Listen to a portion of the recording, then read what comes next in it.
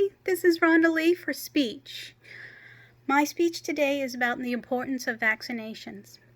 I believe in the importance of vaccinating our children from diseases. Vaccinations are a simple and well-founded way of keeping your child healthy.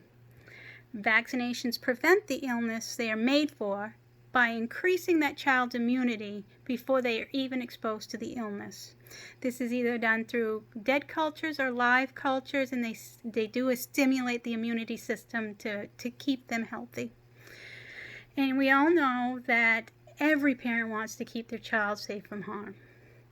Parents often do this daily by utilizing car seats, baby gates, and by child-proofing their home.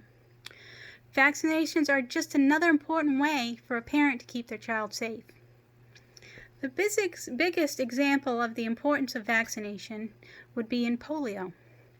Polio is a viral infection that is easily transmitted through touch, food, water, and respiratory droplets.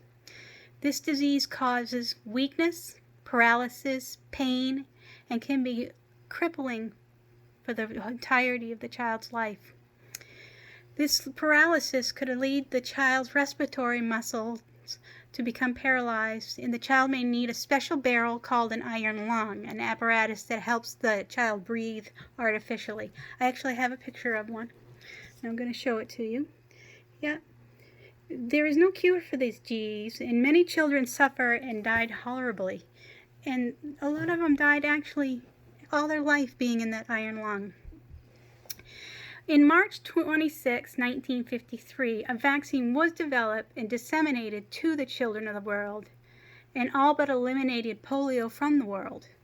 A vaccine that affected almost 60 million children in 1952 was eradicated in the United States by 1979 per CDC. One of the other biggest arguments against vaccine is the erroneous belief that the vaccination causes autism. There has never been a proven correlation between vaccination and the development of autism.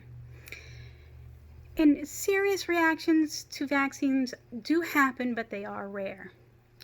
However, there is a correlation between not vaccinating your child and the reintroduction of diseases. For example, according to the CDC, in 2016, there are 86 cases of measles in the U.S. Vaccination during this time was high and most people were covered for the disease. In 2019, the measles vaccination decreased, and there was over 1,282 cases of measles reported in the U.S. This is a disease that was declared eradicated in the U.S. in 2000. This disease causes fevers greater than 101 degrees. It can lead to pneumonia. It can lead to inflammation of the brain and even death. Measles is a very preventable disease. So why would a person risk the health of their children on an unproven rumor and deny scientific research? One big reason people give for not immunizing their children is for religious reasons. The Catholic Church, however, has come out in favor of vaccination and declared that the risk of spreading the disease outweighs the vaccine's development concerns. Even Christian scientist Mary Baker Eddy, founder of the movement, stated practitioners should submit to the law on vaccinations and look to their religion for comfort if a bad result occurs. As a human being, I sympathize with anybody's need to practice their belief. But diseases do not acknowledge religion, and lack of vaccination leads to increased numbers of those infected. I believe for the greater good, there needs to be vaccination despite anybody's religious beliefs. Another example of why we need to vaccinate is actually COVID-19. COVID-19 has swept through almost every area of the world, leading to illness and death. The current death totals in the United States alone are 85 million, over 85 million, according to the CDC. This disease at this time has no cure, and we can see the deadly consequences of the lack of vaccine has had on the death tolls. If a vaccine is found It would be irresponsible not to vaccinate everyone and reduce those numbers of deaths.